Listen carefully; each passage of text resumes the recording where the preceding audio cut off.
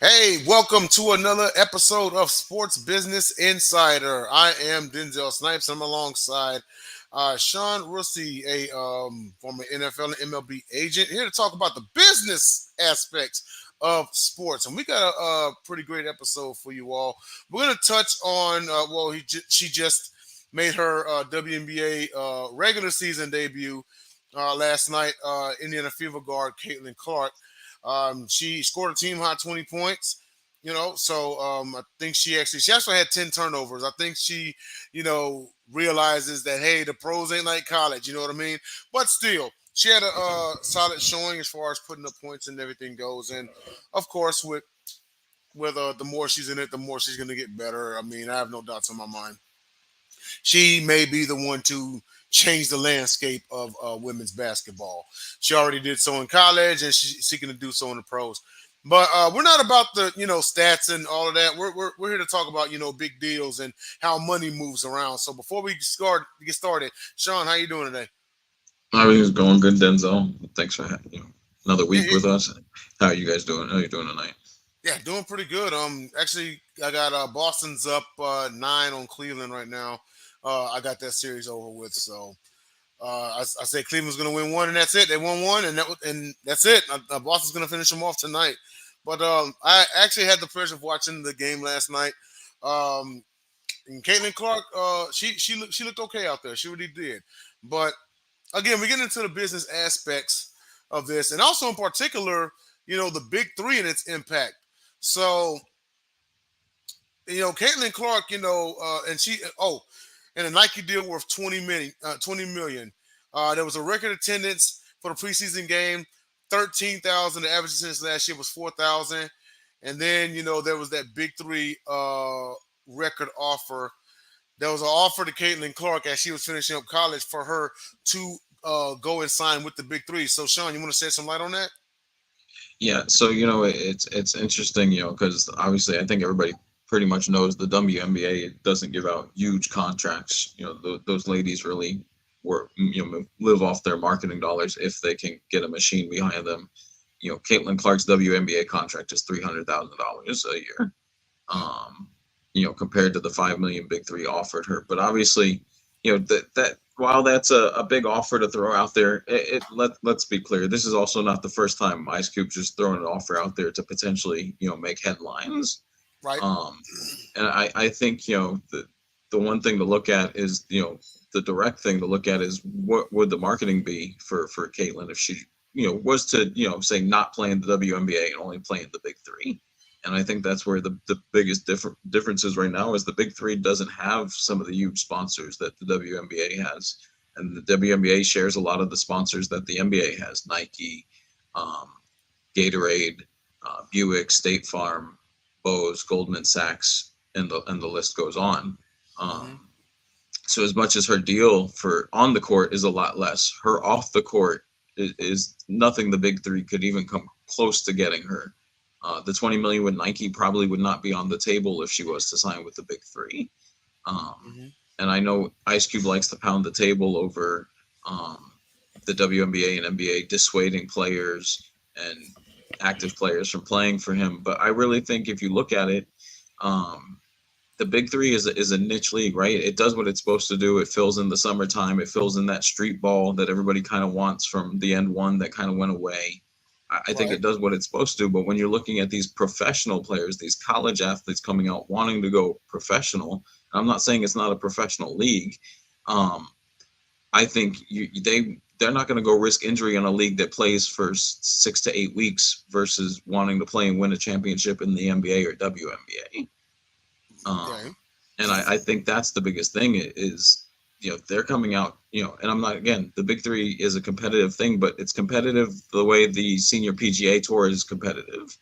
Yeah. um it's not competitive the way the NBA and WA is competitive, where you've got not only new blood every year coming out of college, but obviously LeBron, you have the star power, and these guys in their prime, I can't see them giving up the NBA or risking injury to just go play a couple weeks. Now, True. last year, Jalen Brown did make an appearance in an All Star game. And I think the Celtics probably quietly held their breath, going, please just get out of this unscathed. Because if he Exactly. hurts himself, no active player would ever play there ever again if Jalen Brown gets hurt last year in that little Big Three All Star game. Yeah.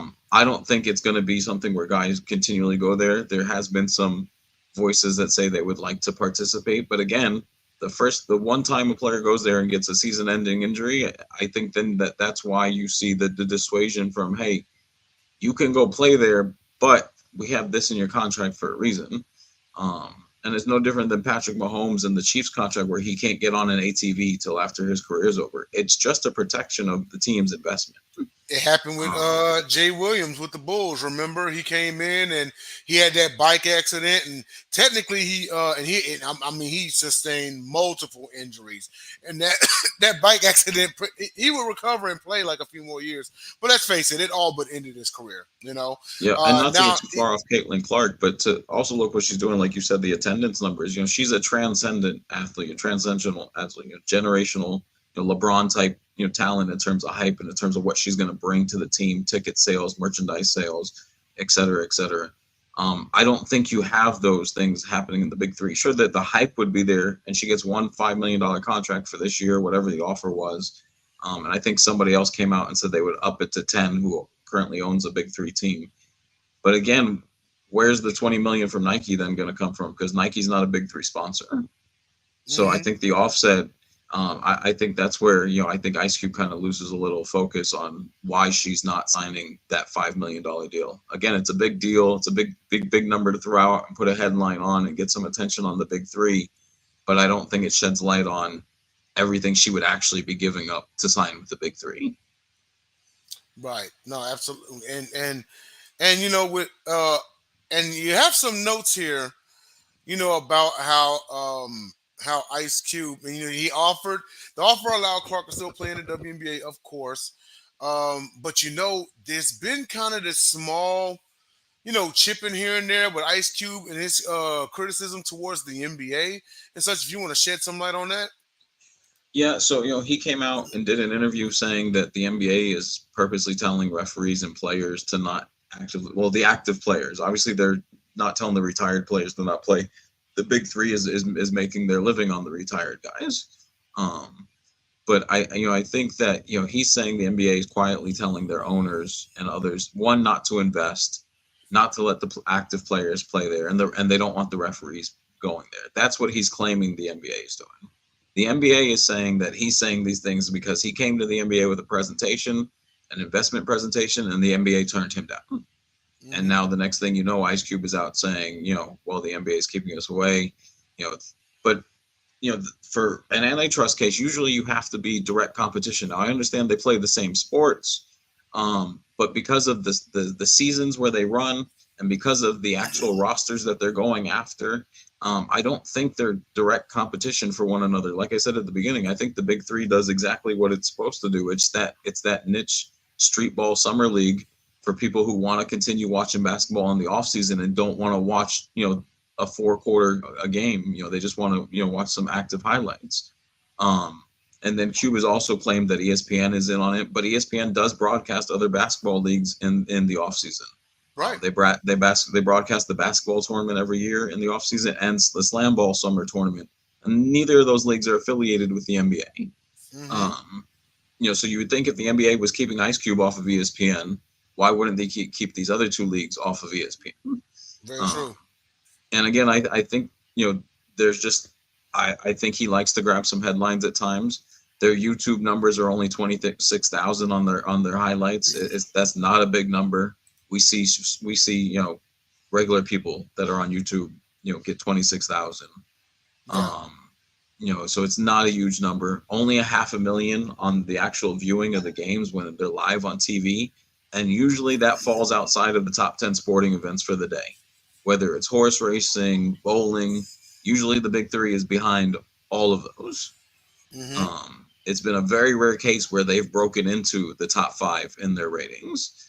Um, and I think that's where, there's some disconnect between what Ice Cube says and why he's actually putting out these offers in terms of just grabbing some attention right before the season starts. I believe he did this, very similarly 2 years ago.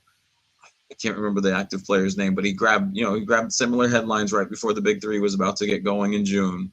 Um, and that player didn't play for them. But again, he grabbed the headlines for a couple of weeks by throwing that big offer out there. Aha. And with the big three, and some people would look at it as, oh, it's big three versus NBA, but it's really not a competition like that. Because notice you made the not the comparison, but the mention of, say, for example, with PGA versus Live Golf. And it's not the same. I never saw it as that in the first place. But you want to elaborate on probably the big part on why it's not the same. Yeah, and I think this is where the antitrust kind of gets shaky for in terms of what Ice Cube has thrown out there. Now I know they've opened the case. I haven't seen much in terms of where the investigation has gone since August of 23. There hasn't been a lot of information out there in terms of decisions. Um, but the PGA versus LIV case is a lot different. One, they go after the same players. LIV was coming in and literally stealing PGA Tour roster players.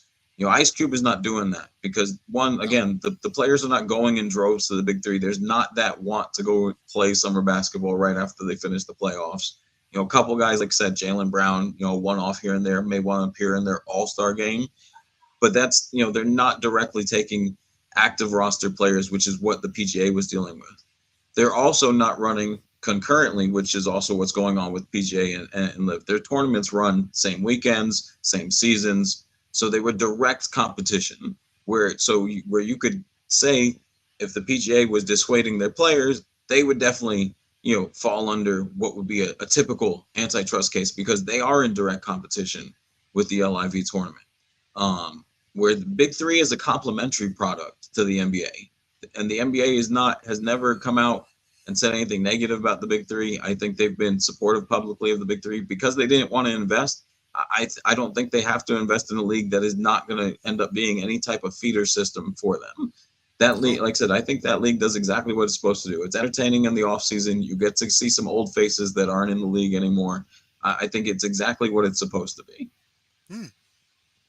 You know, because the NBA always has the G League, right? You know, do you do you think that maybe one day the Big Three could be another offshoot developmental league? Say the Uh, NBA you know, buys it out, right? it'll be interesting to see what happens, as more and more college players say, as the G League kind of gets flooded with guys that, maybe don't get pulled up in the first couple of years. And then all of a sudden you have a decision, do we add another rookie to the G League or do we hold on to the 3 year veteran in the G League? And I think when you start seeing some of that overpopulation, maybe you could see some of the younger kids that went undrafted, maybe go, I'm going to go play here, see what I can do, see maybe if I can get an opportunity back by showing off my talents in the Big Three. I mean, obviously, we all remember Joe Johnson, and then he came back after having a great summer in the Big Three.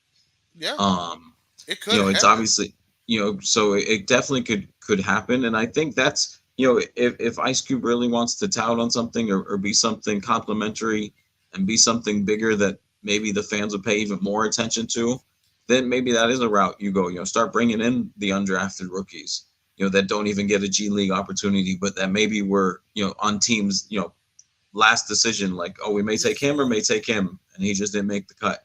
Maybe you start putting those guys out there, even though they're not as well known. You mix them in with some of your legends, and you Hmm. see what they can do, and then maybe you can become more of a partner with the NBA. And I think that's what the NBA sees it as now, is not that they can't be a partner, just that there's not a whole lot of um, growth there for the NBA. None of those, majority of those guys. Joe Johnson's obviously an outlier, but you look at the rosters: Rashard Lewis, Muhammad Abdul Rauf. These guys are not coming back to the league. No, Those, Mahmoud's been out of the league since early 2000s, right. late 90s. So and then you look at some of the coaches, and that, again, that's great for the league and for the TV. Gary Payton, Julius Irving. Again, that's great for the Big Three and for TV. But I don't think there's any growth there for the NBA. The NBA honors its Hall of Famers every All Star weekend, every Hall of Fame, annual celebration. And I think that's what the NBA is content with versus, well, let's sponsor this league that goes for 6 to 8 weeks, and let's be honest, at times it's tough to watch. Yeah, and I mention that because you look at a league right now. in which, let's face it, we can foresee it happening within the next 5 years, the UFL. Now, currently, the NFL is the only league of the big four in North America that does not have a developmental league. NFL Europe shut down in 2009. Hadn't had a developmental league since, right? So when you look at something like the Big Three, and to your point, maybe some of those college kids who don't get picked up by the NBA or the G League, maybe they say, you know what, let me go over here to the Big Three and see what I can do. And the more that happens, then what's stopping the NBA saying, hey, Cube, how about we make you a deal? How about we buy it from you from, I don't know, 70 something million, something like that? You know? I mean, it could, in theory, be a second developmental league. No, and then you can extend that season because honestly, it runs almost like that Vegas combine that they do, in the summer league for the NBA for the rookies that were drafted. It runs around the same time, so you're not going to miss regular season games by say putting out film for the big three and seeing if you get an opportunity. The only, again, if you get hurt, obviously, but again, as long as you got an opportunity versus sitting out and hoping maybe next year a G League team picks you up, then I think Hmm. you have something in play. And like you mentioned, the UFL, and the numbers are getting larger and larger every year in the UFL offseason. How many guys are getting tryouts from UFL teams to NFL teams? And they've done a great job of identifying not only what the NFL teams want, but the players that were just on the cusp of either being drafted or they were in camp for a couple weeks for their first year and they just didn't make it for one reason or the next. They've done a good job of identifying the guys the NFL wants to see the film on and wants to bring back versus what I think the XFL was doing, where you saw a lot of 30-year-olds on the roster. And we already know at 30-year-old in the NFL, you really need to be playing at a high level at 30 for teams still to be continuing to carry you on the roster at any decent number against the salary cap. Yeah, true. The UFL has really focused one on Power Five schools, on guys that are recently in or out of the league, rookies, second year guys that have been in camp in preseasons. And I think if you can take that type of focus and go, there is this group of guys that, there's just no room in the G League. What can we do with them? And if Cuban goes, we sprinkle one here, we sprinkle one here. And now that he's selling teams, and all of a sudden maybe the big three can get up to 15, 20 teams because you're adding in this extra talent versus just depending on names from yesteryear that, again, it's fun to watch, but again, at some times is very hard to watch. Yeah, yeah. Kind of got to take the good with the bad. You know what I mean? Well, before we close out here and swinging back over to Caitlin Clark, you could just touch on, like, some of the marketing partners that are with her that are actually supporters of both the NBA and the WNBA. Yeah, and like we touched on some of the names earlier, and I think this is the biggest separator that doesn't get talked about when that 5 million gets floated out there, is kind of by being a WNBA player, and obviously, she's again the best player in the league, arguably as a rookie of the year, probably coming up. She was a generational college talent. We haven't seen a player like this in women's basketball probably since the inception of the WNBA, when you had Lisa Leslie and talents like that. Um, but so you've got Nike, Gatorade, Bose, State Farm, Buick, HYV, H&R Block, Tops, Shootaway, Goldman Sachs, all those sponsors that have nothing to do with the big three. And like we talked about, her Nike deal alone is 20 million. I can't remember what her Tops deal was, but I guarantee that'll probably end up being a couple million. So Mhm. just those two deals are going to well exceed the 5 million offer that has been touted out there as this such more of a bigger offer than on the court money. And again, it is more on the court money than WNBA pays their players. But a player like Clark isn't depending on their on the court money. Um, it's no different than LeBron and Jordan. They're going to live off their marketing money because they have that machine behind them.